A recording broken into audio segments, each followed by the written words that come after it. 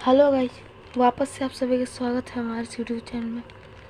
आज हम दोबारा से अध्ययन करने जा रहे हैं सामाजिक विज्ञान के अंतर्गत हमारी अर्थव्यवस्था का। यह आज की इस वाली वीडियो में हम इसके प्रथम अध्याय अर्थव्यवस्था एवं इसके विकास के इतिहास का अध्ययन करेंगे। इस अध्याय पर हमारा यह तीसरा वीडियो है। पिछले के 2 वीडियो में हमने इस अध्याय पर 2 वीडियो डाल चुका है। यदि आपने वो वीडियो नहीं देखा है तो कृपया हमारे चैनल के इकोनॉमिक्स के प्लेलिस्ट से जाकर देख सकते हैं। तो यदि वीडियो अच्छा लगे तो वीडियो को लाइक करिएगा और बिहार बोर्ड के सभी विषयों की पढ़ाई जैसे गणित, Sanskrit, science, social study, Hindi की पढ़ाई के लिए हमारे चैनल को सब्सक्राइब कर लीजिए। तो बिना समय गवाए चलते हैं पाठ की ओर। तो जो कि पिछली वीडियोज़ में हमने आधा चैप्टर को पढ़ा दिया था। पिछली वीडियो में हमने यहाँ तक पढ़ा दिया था यूएनडीपी के मानव विकास रिपोर्ट तक, मानव विकास सूचांक तक। आज इस वाले वीडियो में हम राष्ट्रीय मानव विकास रिपोर्ट का अध्ययन करेंगे। तो चलते हैं। तो राष्ट्रीय मानव विकास रिपोर्ट, national human development report UNDP की मानव विकास की तर्ज पर भारत की पहली विकास रिपोर्ट अप्रैल 2002 में जारी की गई थी। मतलब मानव विकास, मतलब किस देश में मानव कितना विकास कर रहा है उसे मानव विकास कहते हैं। तो भारत अपना मानव विकास रिपोर्ट कब जारी किया था? तो 2 अप्रैल 2002 में। ठीक। योजना आयोग द्वारा तैयार की गई इस रिपोर्ट को तत्कालीन प्रधानमंत्री अटल बिहारी वाजपेयी ने 23 अप्रैल 2002 को नई दिल्ली में जारी किया। तो यह जो मानव विकास रिपोर्ट भारत में पहली बार जारी हुआ था, यह किसके द्वारा जारी किया गया था? तो योजना आयोग के द्वारा। किसके नेतृत्व में? तो हमारे प्रधानमंत्री श्री अटल बिहारी वाजपेयी जी के नेतृत्व में। और यह कब पारित किया गया था? तो 23 अप्रैल 2002 को। ठीक। रिपोर्ट को भारतीय लोकतंत्र के लिए एक महत्वपूर्ण दस्तावेज बताते हुए योजना आयोग के तत्कालीन अध्यक्ष के.सी. पंत ने कहा था कि राज्यों के लिए योजना आकार तय करते समय इसे आधार बनाया जा सकता है।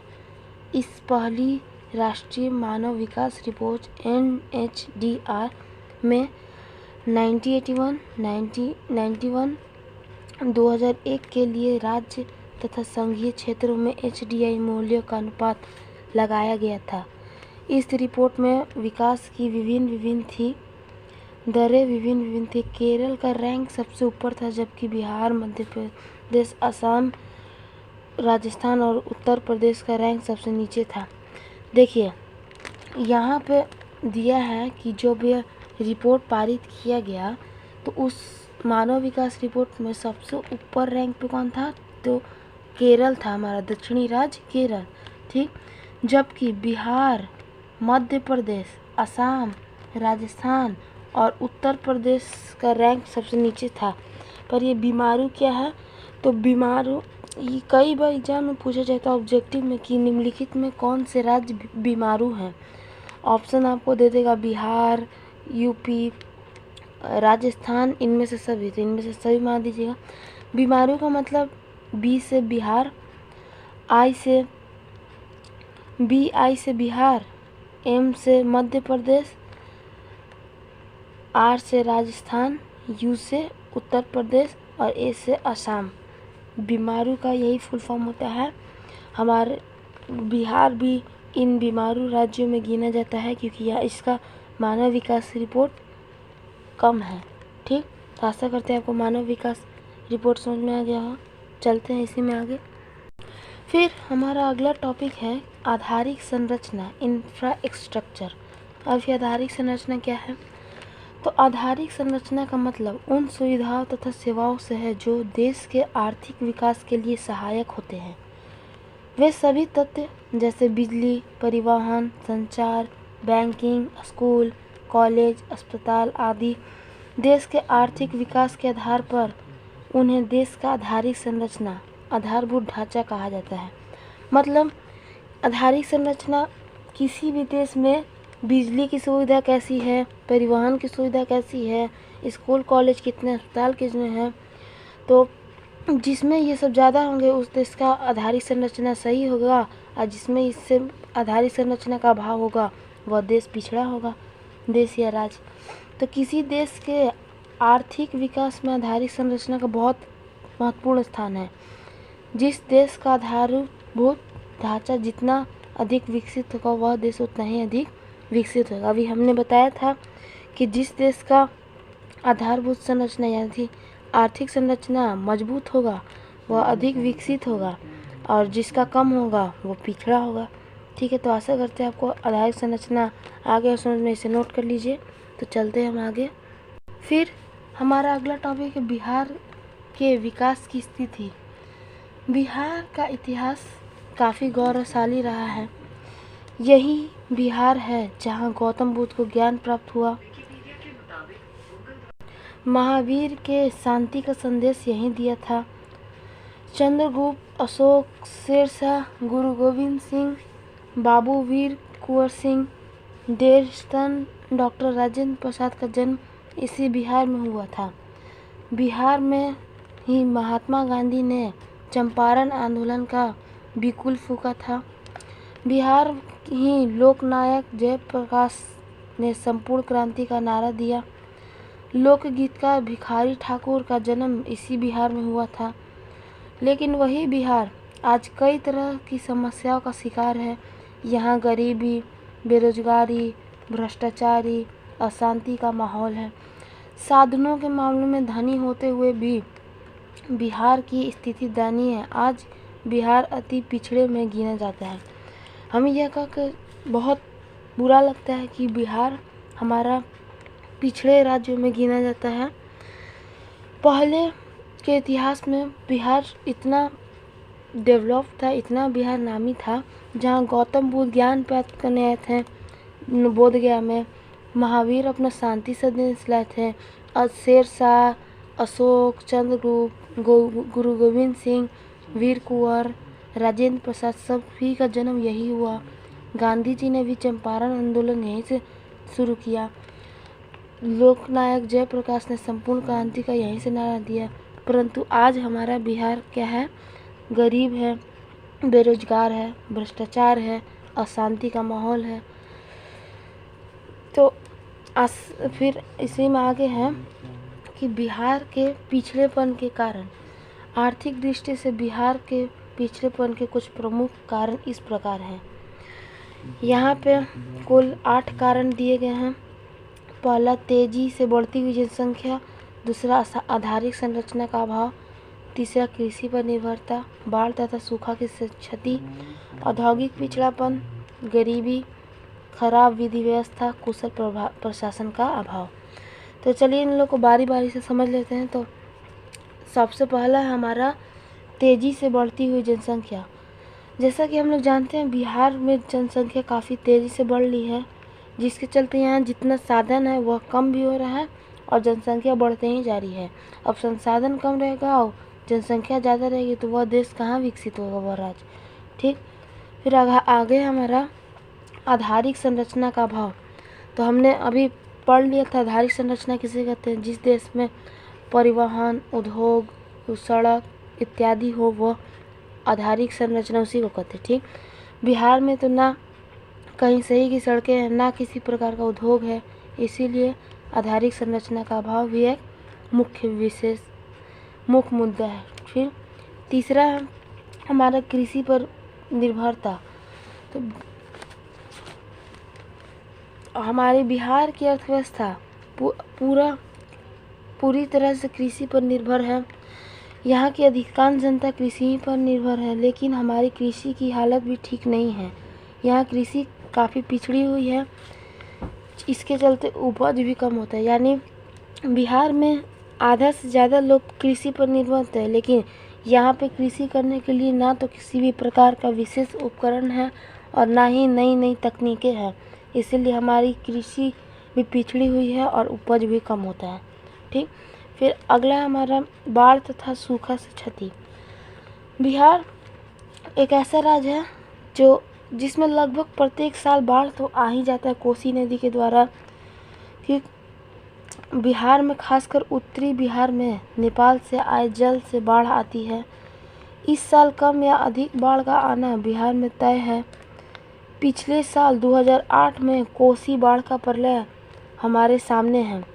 2008 में कोसी बाढ़ बहुत अपने प्रलय रूप में आया था उत्तरी साइड में बिहार के। इससे कितने जान माल की क्षति हुई।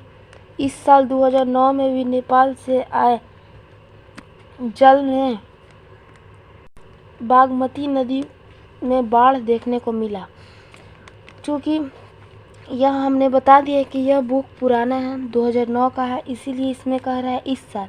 परंतु 2009 में भी नेपाल में बागमती नदी में बाढ़ आया था, जिसका प्रभाव उत्तरी बिहार में भी देखने को मिला। फिर इसके आसपास के इलाके सीतामढ़ी, दरभंगा, मधुबनी आदि जगहों पर फसल की काफ़ी बर्बादी हुई। देखिए यह चित्र में दिया है, यह कुछ फ्रेश समझने में नहीं आ रहा है, लेकिन यहाँ बाढ़ की स्थिति दिया है। फिर आगे है, इसी तरह सूखे की मार दक्षिणी बिहार को झेलनी पड़ती है। इससे हमारे किसानों की अकाल जैसी स्थिति का सामना करना पड़ता है। चित्र संख्या 1 देखिए, यहाँ पे सूखा है और यहाँ पे बाढ़ है। उत्तरी में हमेशा बाढ़ ही आया रहता है बिहार में, और दक्षिणी में सूखा ही रहता है। इसीलिए बिहार हमारा पिछड़ा है, क्योंकि यहाँ किसी एक प्रकार का जलवायु हमेशा नहीं पाया जाता है। ठीक, फिर हमारा अगला है औद्योगिक पिछड़ापन।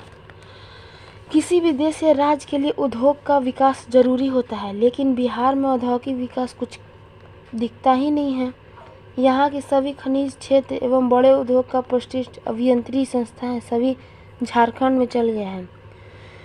जब बिहार और झारखंड का 15 नवंबर सन 2000 में बिहार और झारखंड का बंटवारा हुआ, तो उस समय जितने भी बिहार में उद्योग, बड़े उद्योग, खनिज क्षेत्र सभी भी झारखंड में चल गए। बिहार पास कुछ नहीं बचा। इसीलिए बिहार आज औद्योगिक पिछड़ा राज्य है। ठीक, फिर हमारा आगे है छठा, गरीबी। बिहार एक ऐसा राज्य है जहाँ गरीबों का भार काफ़ी अधिक है। राज्य में प्रति व्यक्ति आय राष्ट्रीय औसत के से भी कम है। इसके चलते भी बिहार पिछड़ा है। बिहार में निर्धनता का दुष्चक्र है। बिहार काफ़ी गरीब राज्य है, जैसा हम लोग जानते हैं। यहाँ हमारे देश का जितना राष्ट्रीय औसत आय है, यहाँ उससे भी कम प्रति व्यक्ति आय है बिहार में। ठीक, फिर आगे हमारा खराब विधि व्यवस्था। किसी भी देश या राज्य के लिए शांति तथा सुव्यवस्था जरूरी है, लेकिन बिहार में वर्षों तक कानून व्यवस्था कमजोर स्थिति में ही थी, जिसके चलते नागरिक शांतिपूर्ण उद्योग नहीं चला पा रहा था। इस तरह खराब विधि व्यवस्था भी बिहार के पिछड़ेपन का एक महत्वपूर्ण कारण है।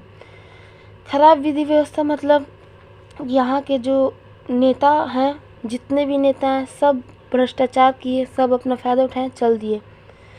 कोई भी बिहार के हित में नहीं सोचा, जो सोचा वो टिका ही नहीं। इसीलिए खराब विधि व्यवस्था मतलब यहाँ की कानून सही नहीं है। फिर उसी में आगे है कुशल प्रशासन का अभाव। बिहार की प्रशासनिक स्थिति ऐसी हो गई है जिसमें पारदर्शिता का अभाव है। इसके कारण आए दिन भ्रष्टाचार के लिए अनेक उदाहरण सामने आ रहे हैं।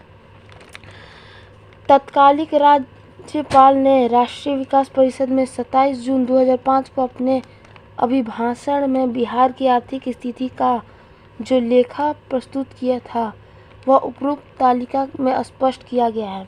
देखिए, यही वो तालिका है बिहार का 2005 में बिहार की स्थिति, जब उनके बिहार के राज्यपाल 27 जून 2005 को पारित किए थे। यह 2001 के अनुसार है यह कि जनसंख्या 8.29 करोड़, भारत का 102.9 करोड़। जनसंख्या वृद्धि दर 2.5%, भारत में 1.9%, यानी कि जनसंख्या वृद्धि भारत से ज़्यादा बिहार में हो रहा है जल्दी। फिर तीसरा, साक्षरता दर साक्षरता दर 47% और भारत में 65%, यानी 20% कम। साक्षरता पुरुष 60.3%, भारत में 75.8%, और साक्षरता स्त्री 33.5%, भारत में 54.1%। यानी बिहार में जितनी महिला साक्षर हैं उससे दुगना पुरुष साक्षर हैं। यानी पुरुष 60% साक्षर हैं तो महिला 33% साक्षर हैं। ठीक, वार्षिक विकास दर 2.7% और भारत का 6.0%। कृषि विकास दर 1.5%, भारत का 2.7%। कृषि में भी आगे नहीं है भारत। कृषि पर जनसंख्या की निर्भरता 73%, भारत में 60%। मतलब बिहार में कृषि पर निर्भर रहने वाले 73% लोग कृषि पर निर्भर थे और भारत में कुल 60% लोग। गरीबी रेखा के नीचे की जनसंख्या 42.6%, भारत में 26.60%। प्रति व्यक्ति 3,948 रुपये, भारत का 13,226 रुपये। तो देखा आपने, बिहार किसी में भी भारत से आगे नहीं है, भारत के औसतन से, यानी बिहार एक पिछड़ा राज्य है। ठीक, फिर हमारा आगे है कि बिहार के, तो हमारा नेक्स्ट टॉपिक है बिहार के पिछड़ेपन को दूर करने के उपाय। तो पूर्व राष्ट्रपति डॉक्टर APJ अब्दुल कलाम ने कहा था कि बिहार के विकास के बिना भारत का विकास संभव नहीं है। हमारे जो माननीय राष्ट्रपति थे डॉक्टर APJ अब्दुल कलाम, उन्होंने कहा कि बिहार के विकास के बिना भारत का विकास संभव नहीं है। तो यहाँ पे कुछ दिए गए हैं बिहार के पिछड़ेपन को दूर करने के उपाय। वही जो इसका पिछड़ेपन का कारण होगा उसी में सुधार करेगा। चलिए इसे भी एक बार पढ़ लेते हैं। पहला, जनसंख्या पर नियंत्रण। जनसंख्या पर नियंत्रण जब तक नहीं होगा बिहार में, तब तक तो बिहार तो पिछड़ा का पिछड़ा रह जाएगा, क्योंकि यहाँ साधनों की कमी है और जनसंख्या अधिक है। ठीक, फिर दूसरा है कृषि का तेज़ी से विकास। कृषि हमारा बहुत पिछड़ा है। यदि कृषि का तेज़ी से विकास होगा तो बिहार भी विकास कर सकता है, क्योंकि यहाँ आधा से ज़्यादा जीवन कृषि पर आधारित होता है। फिर तीसरा है बाढ़ पर नियंत्रण। हमारे यहाँ जो प्रत्येक वर्ष बाढ़ आती है उस पर नियंत्रण भी आवश्यक है। यदि उस बाढ़ पर नियंत्रण नहीं किया जाए तो बिहार विकसित नहीं हो पाएगा कभी। फिर हमारा है आधारिक संरचना का विकास। हमारे यहाँ उद्योग, बिजली, सड़क ये सब बनवाना चाहिए सरकारों को। फिर पांचवा है उद्योगों का विकास। बिहार में किसी भी प्रकार का उद्योग नहीं है। यदि यहाँ एक भी उद्योग लगेगा तो काफ़ी लोगों को रोजगार प्राप्त हो पाएगा। ठीक, फिर छठा है गरीबी को दूर करना। ये तो सबको जानता है कि यहाँ पे आधे से ज़्यादा लोग गरीब हैं, इसीलिए उसको दूर करना भी बहुत ज़रूरी है। सातवां है शांति व्यवस्था की स्थापना। मतलब यहाँ जो प्रत्येक वर्ष दंगे होते रहते हो उस सबको शांत करना। फिर स्वच्छ तथा ईमानदार प्रशासन। मतलब एक ऐसा प्रशासन जहाँ घूसखोरी सब नहीं हो। फिर अगला एवं नौवां है केंद्र से अधिक मात्रा में संसाधनों का हस्तांतरण। बिहार विशेष राज्य का दर्जा प्राप्त होने के कारण जम्मू एवं कश्मीर, पंजाब, उत्तर पूर्व के राज्यों को विशेष सहायता मिलती रही है, लेकिन भारत को नहीं।